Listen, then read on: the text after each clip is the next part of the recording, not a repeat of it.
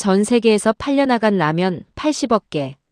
전 세계 인구가 약 82억 명이니까 지구 위 거의 모든 사람이 하나씩 먹어본 셈입니다.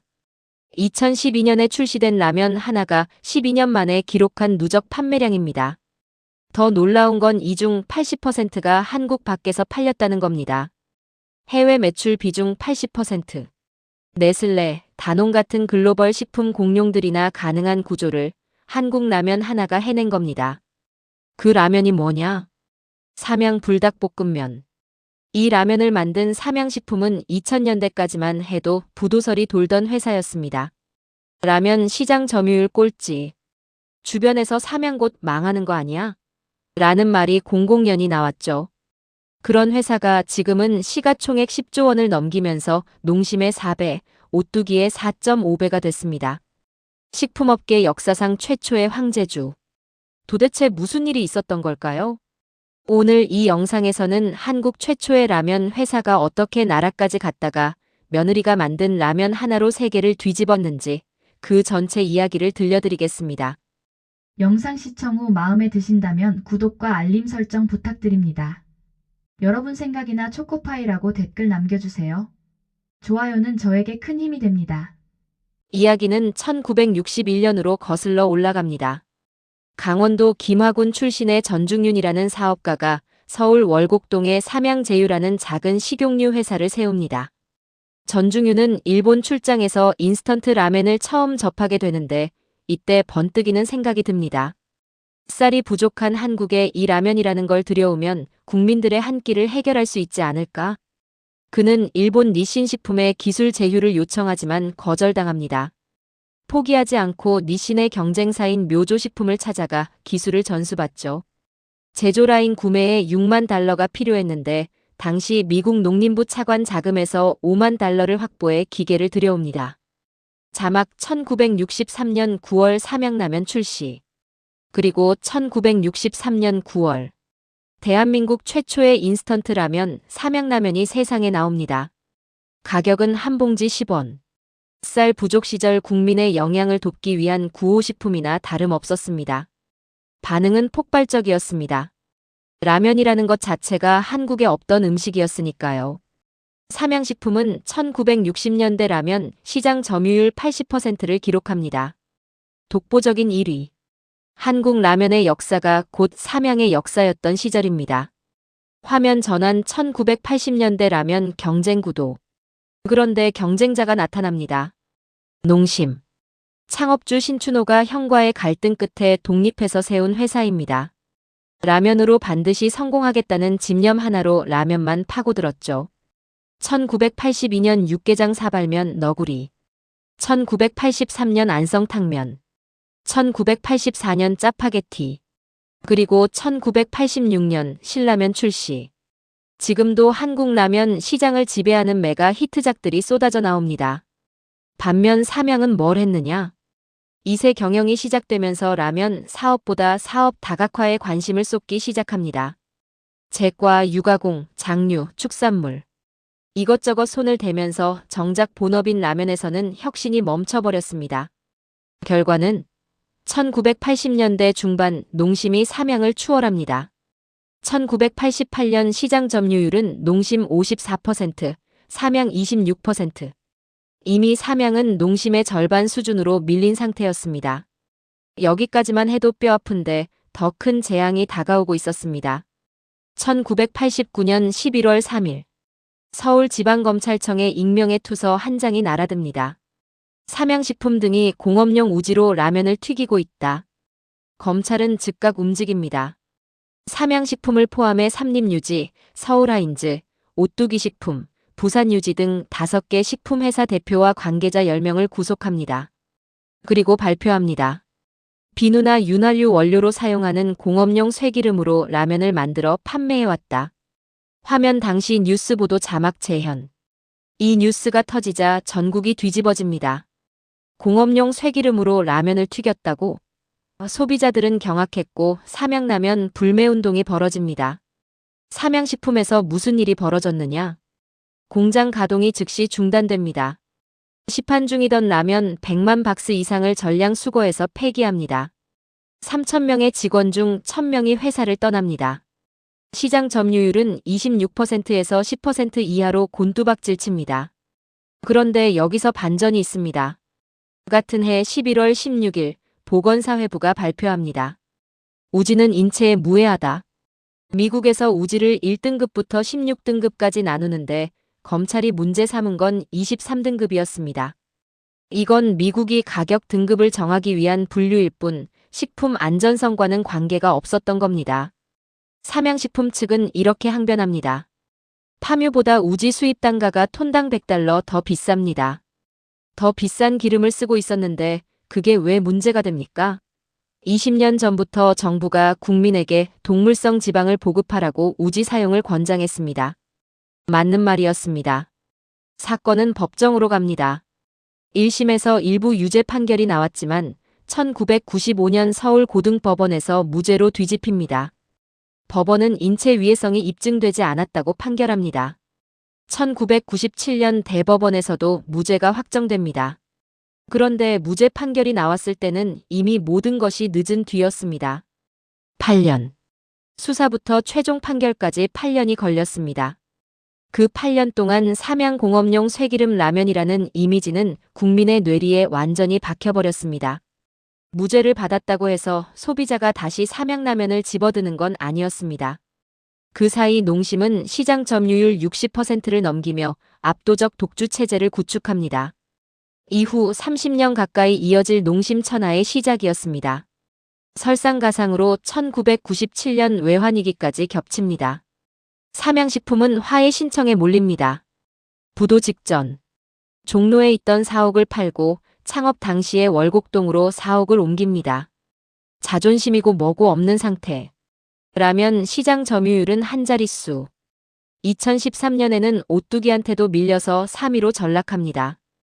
2016년 1분기에는 팔도한테마저 추월당해서 4위까지 떨어집니다. 꼴찌. 한국 최초의 라면 회사가 4위라니. 2015년에는 순이익 마이너스 34억 원. 적자. 언론에서는 삼양식품은 마이너스의 손이라는 기사까지 나옵니다. 여기까지가 삼양식품의 암흑기입니다. 30년 넘게 이어진 추락. 누가 봐도 이 회사는 끝났다고 생각할 수밖에 없는 상황이었습니다. 그런데 이 절체절명의 순간에 한 사람이 등장합니다. 김정수. 창업주 전중윤의 며느리이자 전인장 전 회장의 부인입니다.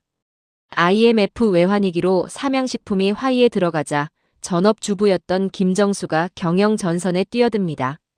서울예고 출신으로 섬세한 미각과 디자인 감각을 가진 그는 직접 전국의 마트와 슈퍼마켓을 돌아다니며 삼양라면의 판매 촉진에 나섭니다. 2001년 영업본부장, 2002년 부사장, 2010년 총괄사장. 단계적으로 올라가면서 패키지 디자인을 개선하고 맛있는 라면, 갓 짬뽕 같은 제품을 내놓으며 회사 분위기를 조금씩 살려냅니다. 하지만 농심의 벽은 여전히 높았습니다. 신라면, 짜파게티, 너구리. 이미 국민의 선택을 받은 메가 브랜드들 앞에서 삼양은 속수무책이었죠. 그러던 2011년 초. 이미 김정수 부회장이 고등학생 딸과 함께 명동을 걷고 있었습니다. 명동 골목에 매운 불닭집이 하나 있었는데 거기에 긴 줄이 서 있었어요. 젊은이들이 땀을 뻘뻘 흘리면서도 스트레스가 풀린다며 맛있게 매운 음식을 먹고 있는 모습. 김정수 부회장은 그 장면을 보고 번쩍 깨달음을 얻습니다. 강렬한 매운맛을 라면에 적용할 수 있지 않을까? 그날 바로 슈퍼마켓에 들러서 매운 소스들을 잔뜩 사서 연구소로 보냅니다. 그때부터 약 1년간의 개발이 시작됩니다. 한국인이 좋아하는 매운맛의 최적 조합을 찾기 위해 세계 모든 지역의 고추를 혼합해봤습니다. 청양고추, 하바네로, 베트남 고추, 타바스코, 졸로키아. 가능한 모든 조합을 시도합니다. 개발 기간 동안 투입된 양이 어마어마합니다. 매운 소스 2톤, 닭 1200마리. 위가 약한 연구원들은 매일 계속되는 시식에 위장약을 복용하면서 버텼다고 합니다. 그런데 문제가 있었습니다. 회사 내부 반응이 싸늘했어요. 시식을 해본 직원들의 반응은 너무 매워서 도저히 사람이 먹을 수 없는 수준이었습니다. 가족과 동료들도 반대했습니다. 이걸 누가 사 먹어? 하지만 김정수 부회장은 밀어붙입니다. 소비자 반응 테스트에서 한 가지 재미있는 피드백이 나왔기 때문입니다. 콧잔등에 땀이 맺힐 정도로 매웠는데 이상하게 다 먹고 나서도 계속 생각이 난다. 중독성. 그게 핵심이었습니다. 2012년 4월 13일. 드디어 불닭볶음면이 세상에 나옵니다. 스코빌 지수 4404SHU. 청양고추와 비슷한 매운맛 수치입니다. 삼양식품은 라면업계 최초로 매운맛을 수치로 표기하는 스코빌 지수를 도입합니다. 그런데 출시 초기 반응은 어떻게 됐느냐? 별로였습니다. 당시는 하얀 국물 라면이 대세였고 매운 볶음면이라는 카테고리 자체가 낯설었습니다. 국내 월 매출 78억 원. 흥행 실패라는 평가도 나왔습니다. 2015년까지 해외 판매량은 고작 1,800만 개에 그쳤습니다. 역시 너무 매운 건 안 되는구나. 다들 그렇게 생각했습니다. 그런데 2014년 2월 유튜브 채널 영국 남자를 운영하는 조시라는 유튜버가 한 영상을 올립니다. 팬들에게 선물 받은 불닭볶음면을 주변 지인들과 나눠 먹는 영상이었습니다. 영국인들이 불닭볶음면을 한 입 먹고 눈물, 콧물을 쏟으며 괴로워하는 모습. 하지만 이상하게 맛있다며 또 먹는 모습. 이 영상이 터졌습니다. 조회수 1148만 회. 이걸 본 전 세계 유튜버들이 너도 나도 따라하기 시작합니다. 파이어 누덜 챌린지 불닭 챌린지가 전 세계적 밈이 된 겁니다. 매운맛에 힘들어하면서도 또 먹는 그 극적인 리액션이 시청자들의 도전 의식을 자극했습니다. 여기서 중요한 포인트가 있습니다. 이건 삼양식품이 기획한 마케팅이 아니었습니다. 광고비 한 푼 안 들인 순수한 입소문이었습니다. 삼양식품 관계자도 별다른 광고를 진행하지 않았는데 유튜브를 통해 자연스럽게 바이럴이 됐다고 인정했습니다. 그 효과가 얼마나 컸느냐? 숫자로 보면 확실합니다. 2015년 해외 판매량 1,800만 개, 2016년 해외 판매량 3억 7천만 개, 전년 대비 해외 수출 판매량 20배 성장, 1년 만에 20배. 이런 숫자가 가능합니까? 유튜브가 만들어낸 기적이었습니다. 불닭볶음면이 별다른 광고 없이 히트를 치자 삼양식품은 발 빠르게 지원 사격에 나섭니다. 이게 반짝 인기로 끝나지 않게 만든 핵심 전략들이 있었습니다. 첫째, 할랄 인증. 수출 초기인 2014년에 KMF 할랄 인증을 획득합니다. 세계 무슬림 인구의 60% 이상이 거주하는 동남아 지역에 바로 진입할 수 있는 기반을 만든 겁니다. 2017년에는 인도네시아 MUI 할랄 인증까지 받았습니다. 둘째, 제품 라인업 확장. 오리지널 불닭볶음면의 정체성을 유지하면서도 다양한 변주를 만들어냅니다. 까르보 불닭볶음면. 이게 대박을 칩니다. 기존 매운맛에 크림의 부드러움을 더한 이 제품은 매운 건 좋은데 오리지널은 너무 맵다는 소비자층을 대거 흡수합니다. 미국 래퍼 카디비가 까르보 불닭을 사려고 30분을 운전했다는 에피소드. 한 어린 소녀가 생일 선물로 까르보 불닭을 받고 기뻐서 눈물을 흘렸다는 이야기. 이런 에피소드들이 뉴욕타임스에까지 보도됩니다. 핵불닭, 치즈불닭, 불닭볶음탕면. 라면만 15종. 여기에 불닭 소스, 불닭 포테이토칩, 간편식까지 합치면 불닭 브랜드 총 29개 이상의 제품군이 만들어졌습니다. 셋째, 현지 맞춤형 제품. 미국에는 핫소스 하바네로를 접목한 하바네로 라임 불닭. 일본에는 야키소바 불닭. 동남아에는 또면 불닭. 각 지역의 입맛에 맞게 현지화한 제품들을 내놓았습니다. 삼양식품의 해외 매출 추이를 보면 놀랍습니다. 2020년 3,703억 원. 2021년 3,885억 원, 2022년 6,057억 원, 2023년 8,093억 원, 2024년 상반기만 6,210억 원. 10년 전 삼양 전체 매출에서 수출 비중은 6.7%에 불과했습니다. 지금은 80%가 넘습니다. 라면 하나가 회사의 DNA를 완전히 바꿔놓은 겁니다. 2024년 5월 10일. 한국 식품업계에 역사적인 순간이 찾아옵니다. 삼양식품의 시가총액이 30년 만에 농심을 추월합니다. 삼양식품 2조 4,520억 원 vs 농심 2조 4,483억 원. 불과 37억 원 차이였지만 30년간 한 번도 넘지 못했던 벽을 허문 순간이었습니다. 이후 격차는 급격히 벌어집니다. 2주 만에 삼양이 농심을 1조 원 이상 앞서기 시작합니다. 2025년이 되면 상황은 완전히 달라져 있습니다. 삼양식품 주가가 1주당 100만 원을 넘깁니다. 식품업계 유일무이한 황제주 등극. 시가총액은 10조 원을 돌파합니다. 농심 시총의 4배, 오뚜기의 4.5배. 2025년 연간 실적.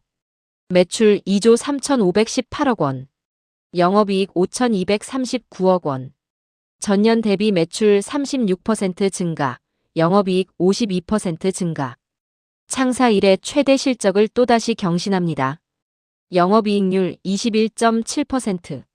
농심이 4.7%, 국내 기업 평균이 6% 정도인데 삼양은 21.7%입니다.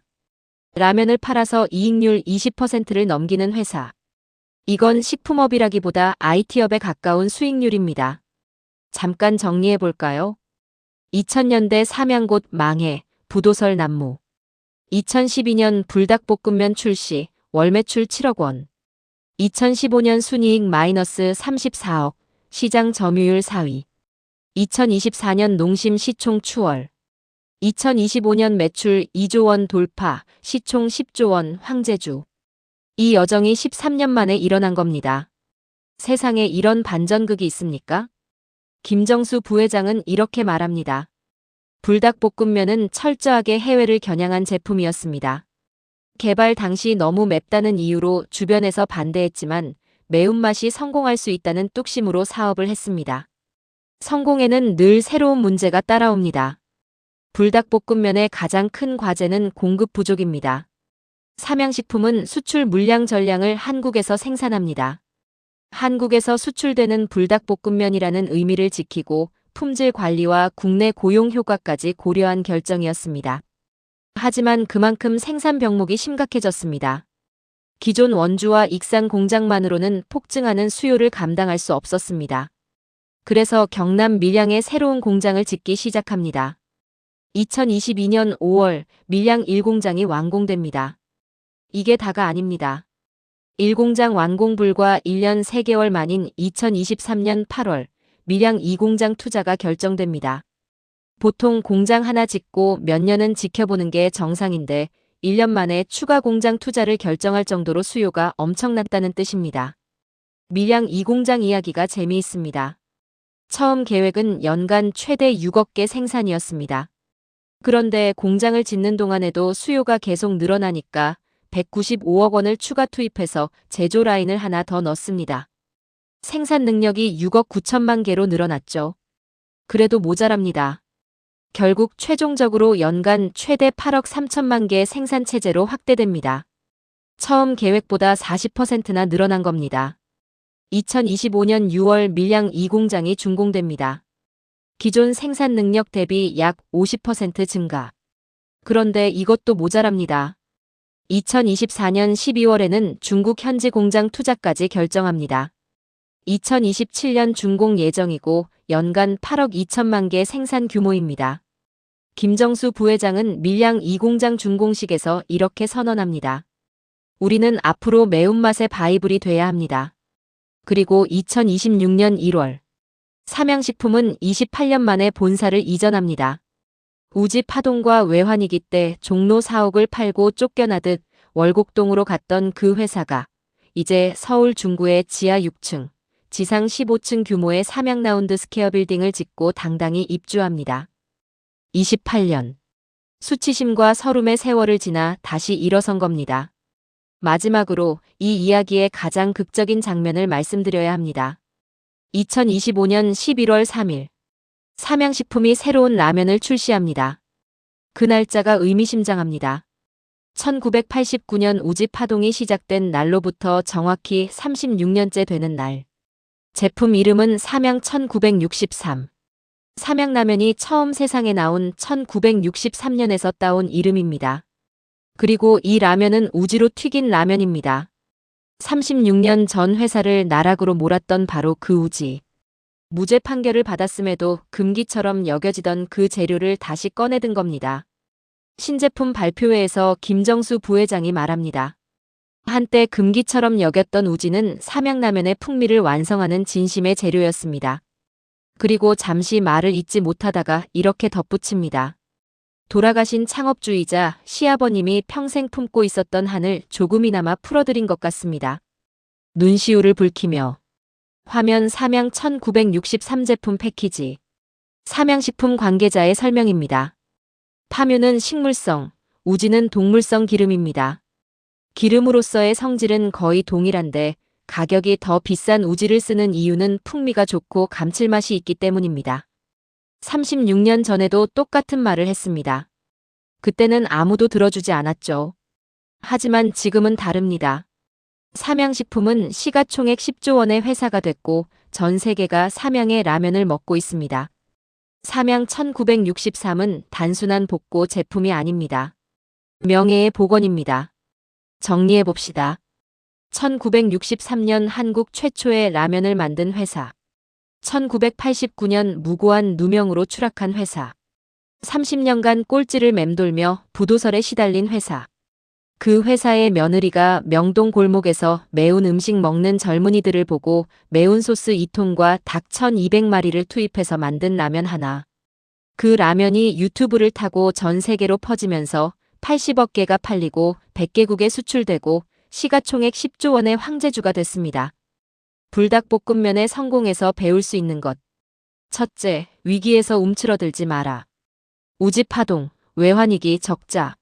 삼양식품은 30년 넘게 위기의 연속이었지만 포기하지 않았습니다. 둘째, 반대에 흔들리지 마라. 너무 매워서 사람이 먹을 수 없다는 말에도 김정수 부회장은 밀어붙였습니다. 중독성이라는 본질을 봤기 때문입니다. 셋째, 기회가 왔을 때 놓치지 마라. 유튜브 바이럴이 일어났을 때 삼양은 할랄 인증, 제품 확장, 공장 증설로 신속하게 대응했습니다. 바이럴은 운이었지만 그 운을 실적으로 바꾼 건 실력이었습니다. 코카콜라가 소프트 드링크를, 레드불이 에너지 드링크를 대표하듯 불닭볶음면은 매운맛 누들이라는 카테고리를 선점한 브랜드가 됐습니다. 올해 삼양식품의 예상 매출은 3조 원에 가깝습니다. 3조 원. 13년 전 월 매출 7억 원으로 시작한 라면이 만들어낸 숫자입니다. 여러분, 오늘 편의점에서 불닭볶음면 하나 집으시면 한번 생각해 보세요. 이 빨간 봉지 안에 30년의 서름과 반전이 담겨 있다는 것을. 영상이 도움이 되셨다면 좋아요와 구독 부탁드립니다. 다음 영상에서 뵙겠습니다.